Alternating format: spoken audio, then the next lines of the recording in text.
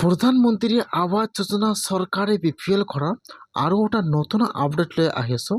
সেইটো আপডেট হ'ল, যদি আপোনালোকে এতিয়ালৈকে চৰকাৰী ঘৰটো লাভ কৰা নাই তেনেহ'লে কিন্তু আজি আপোনাৰ কাৰণে ভাল খবৰ আহি গ'ল।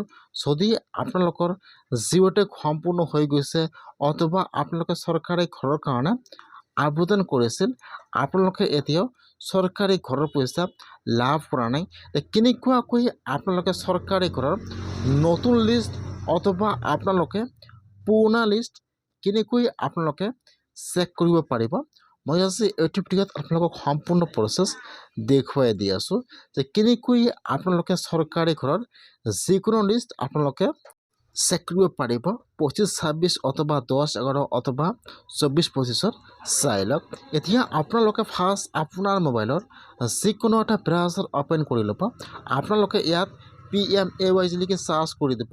এতিয়া কিন্তু আপোনাৰ ওচৰত অফিচিয়েল ৱেবছাইটটো অ'পেন হৈ যাব এনেকুৱাকৈ। ইয়াত চাব 2 নম্বৰত দিয়া আছে আৱাস শ্বপ। এতিয়া আপোনালোকে আৱাস শ্বপত ক্লিক কৰিব, তাৰপিছত ৰিপৰ্টৰ ওপৰত এবাৰ ক্লিক কৰিব। এতিয়া কিন্তু আপোনাৰ ওচৰত আৰু এটা এতিয়া হোম পেজ অ'পেন হৈ যাব এনেকুৱাকৈ। এতিয়া আপোনালোকে ইয়াত চাব, ইয়াত কিন্তু বহুতো ছাৰ্ভিচৰ নাম আহি যাব। যিহেতু আপোনালোকে চৰকাৰী ঘৰৰ লিষ্টবোৰ চেক কৰিব নতুন অথবা পুৰণা, সেইকাৰণে আপোনালোকে অলপমান তলত আহি যাব। ইয়াত চাব, ইয়াত যিটো S নম্বৰত অপশ্যন আহি যাব স্পেচিয়েল অডিট ৰিপৰ্ট। এতিয়া আপোনালোকে এছৰ 1 নম্বৰ অপশ্যনৰ ওপৰত ক্লিক কৰিব, বেনিফিচিয়াৰী ডিটেইলছ ফৰ ভেৰিফিকেশ্যন। এতিয়া আপোনালোকে এছৰ 1 নম্বৰ অপশ্যনত ক্লিক কৰিব। এতিয়া কিন্তু আপোনাৰ ওচৰত আৰু এটা নতুন পেজ আহি যাব এনেকুৱাকৈ। ইয়াত চাব 1 নম্বৰত দিয়া থাকিব অল ষ্টেট। এতিয়া আপোনালোকে সেইটো অপশ্যনৰ ওপৰত ক্লিক কৰিব। ইয়াত আহি যাব আপোনাৰ ষ্টেট নাম। এতিয়া আপোনালোকে ইয়াত চাই ল'ব যে ইয়াত আপোনাৰ ষ্টেট নাম কোনটো হয়। এতিয়া আপোনালোকে আপোনাৰ ষ্টেট নামৰ ওপৰত ক্লিক কৰিব। তাৰপিছত আপোনালোকে এতিয়া চিলেক্টত ক্লিক কৰিব। তাৰপিছত ইয়াত আহি যাব আপোনালোকৰ ডিষ্ট্ৰিক্টৰ নাম। এতিয়া আপোনালোকে ইয়াত চাই ল'ব যে ইয়াত আপোনাৰ ডিষ্ট্ৰিক্টৰ নাম কোনটো হয়। এতিয়া আপোনালোকে ইয়াত চাই লৈ ইয়াত আপোনাৰ ডিষ্ট্ৰিক্টৰ নামটো চিলেক্ট কৰি লৈ ল'ব। তাৰপিছত ইয়াত আহি যাব আপোনালোকৰ ব্লকৰ নাম।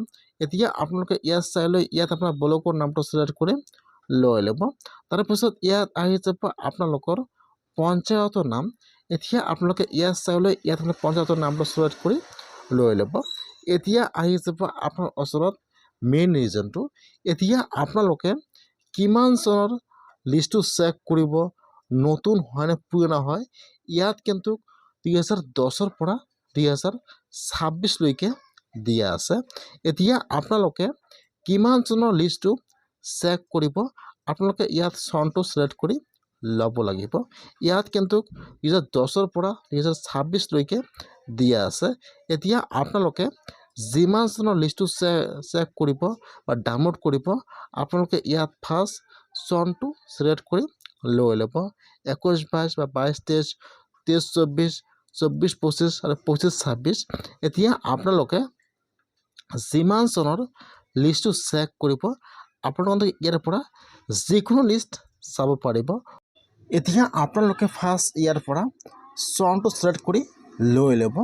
আপোনালোকে যিমান চনৰ লিষ্টটো চাব ফাৰ্ষ্ট চনটো চিলেক্ট কৰি লৈ ল'ব। তাৰপিছত ক্লিক কৰিব। ইয়াত 1 নম্বৰত আহি যাব প্ৰধানমন্ত্ৰী আৱাস যোজনা গ্ৰামীণ। 1 নম্বৰত আহি যাব। আপোনালোকে ইয়াৰ পৰা সেইটো অপশ্যন চিলেক্ট কৰি লৈ ল'ব। তাৰপিছত আপোনাৰ ওচৰত আহি যাব কেপচা। এতিয়া আপোনাৰ তাত যিটো কেপচা আহি যায় মাইনাছ প্লাছ কৰি যি কেপচা হয়, এতিয়া আপোনালোকে ইয়াত কেপচাটো বহাই দিব। কেপচাটো বহাই দি আপোনালোকে এতিয়া ছাবমিটৰ ওপৰত ক্লিক কৰিব। যেতিয়া আপোনালোকে কেপচাটো বহাই দি ছাবমিটত ক্লিক কৰিব, এতিয়া কিন্তু আপোনাৰ ওচৰত চৰকাৰী ঘৰৰ লিষ্টবোৰ ইয়াত অ'পেন হৈ যাব এনেকুৱাকৈ। এতিয়া আপোনালোকে যিমান চন চিলেক্ট কৰিছে ইয়াত লিষ্টবোৰ অ'পেন হৈ যাব এনেকুৱাকৈ।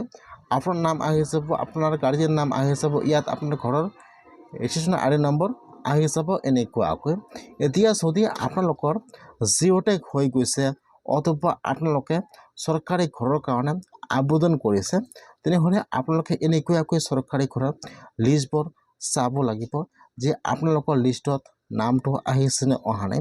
যদি আপোনালোকৰ নামটো লিষ্টত আহিছে তেনেহ'লে কিন্তু আপোনালোকে চৰকাৰী ঘৰ লাভ কৰিব। সেইকাৰণে যদি আপোনালোকৰ জিঅ' টেগ সম্পূৰ্ণ হৈ গৈছে আপোনালোকে এইটো অপশ্যনৰ পৰা চৰকাৰী ঘৰৰ যিকোনো লিষ্ট চেক কৰিব পাৰিব 2010 পৰা 2026লৈকে। এতিয়া আপোনালোকে যিমান চনৰ লিষ্টটো চাই পাছত আপোনালোকে এইটো অপশ্যনত আহি লিষ্টবোৰ এনেকৈ আপোনালোকে চেক কৰিব পাৰিব আৰু ইয়াত ডাউনলোডৰ অপশ্যন দিয়া আছে আপোনালোকে ইয়াৰ পৰা লিষ্টটো ডাউনলোড কৰিব পাৰিব। আপোনালোকে এনেকুৱাকৈ লিষ্টবোৰ চেক কৰক আৰু ডাউনলোড কৰক নতুন পুৰণা সকলো লিষ্ট